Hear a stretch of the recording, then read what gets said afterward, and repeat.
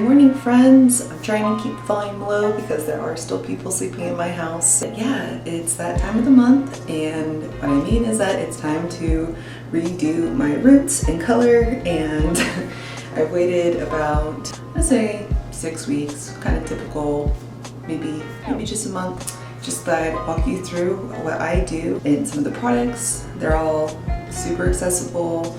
So yeah, let's get into it.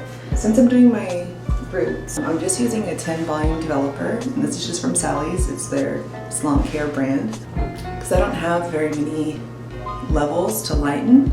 If you do have darker hair than I do, then you would want to go for a 20 volume developer.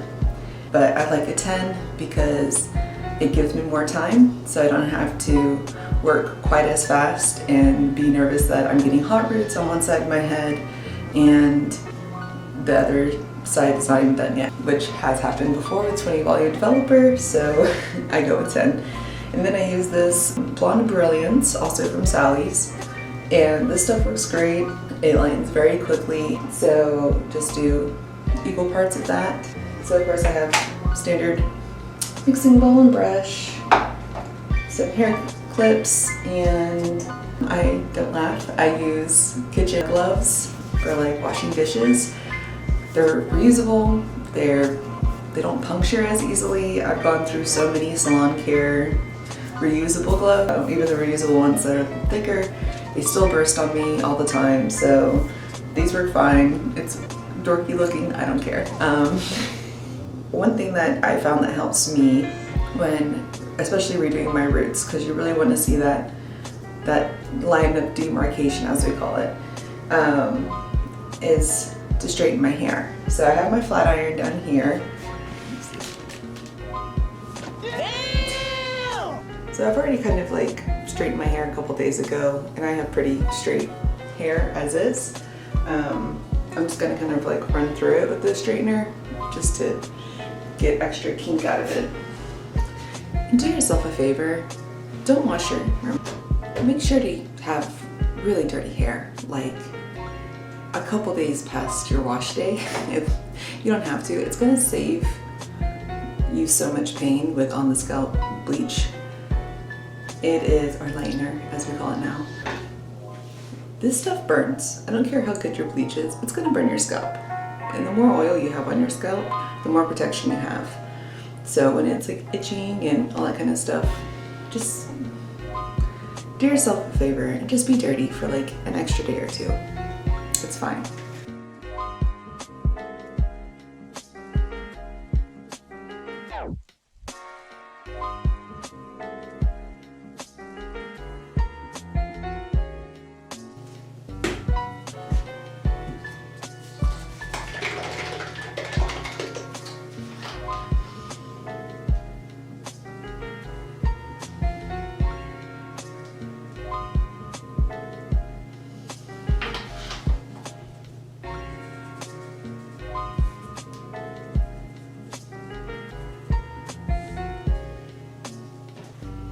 I might like pancake batter.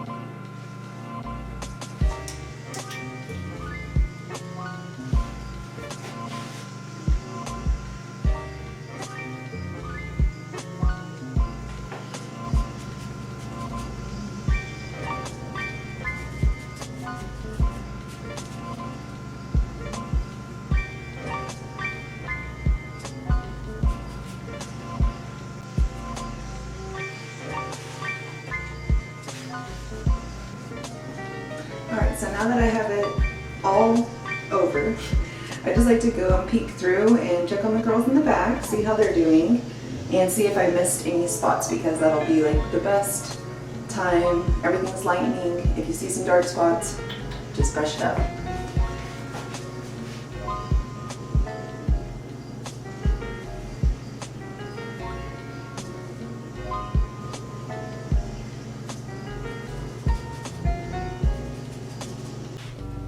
I also wanted to briefly explain to you why you should always start with the back of your hair. You always want to start with the back of the head because because it's just the most durable. So if you start with the front, it's usually finer. You usually have less of it. So if you end up messing it up or over processing it, it's much more noticeable for breakage, but also this area just takes longer to process. I'm sure if you see on YouTube so often people who have fails who start at the front of the head, it's because all this is like stark white and the back has barely had any chance to process. Also, if you over process and you have hot roots on the very back of your head, it's much easier to blend with all the layers of hair that you have versus the front. So if you have like craziness going in front and then the back looks great, like kind of who cares, you know, because we want to put our best face forward, right?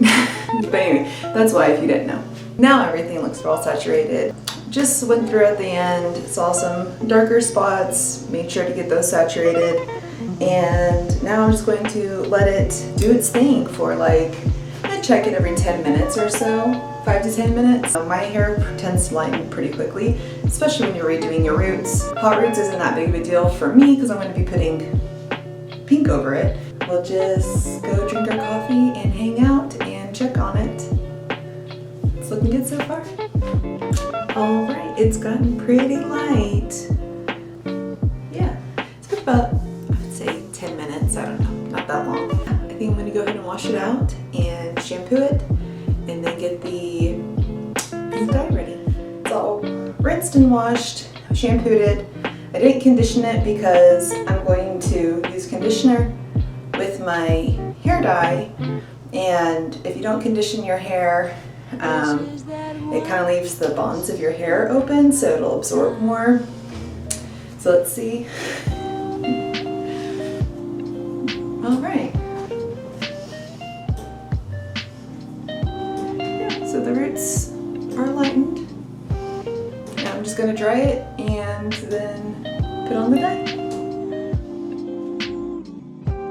My hair is all dry now. I know I just said that always start with the back, but for semi-permanent dyes where it's just depositing color, I actually start in the front because it's just less messy that way. I can kind of like start trickling it back and pin it up, you know. So I mix it with conditioner. I'm sure you've seen this a lot. Since I want it more pastel-y, when I'm mixing the pink with a ton of conditioner, and then I'll just put it on my hair and leave it there for like 30 minutes. So I'm gonna go ahead and do that.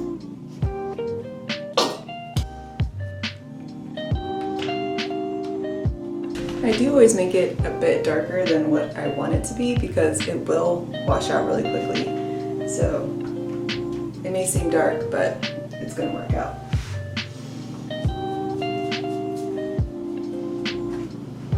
All right, now I'm gonna wait 30 minutes.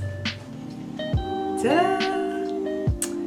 I like it. It's different than the last time I had it. I think I added more color this time, but I like it. It's very flamingo-y. And tomorrow we're going to the zoo for the first time since the pandemic, so I'll fit right in. Just if you're missing me, look at the flamingos. But yeah, I think it turned out really good. It's dimensional, it's soft, it's pink.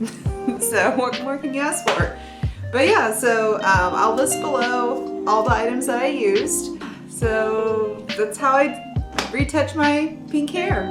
Thanks for coming along. See you next time.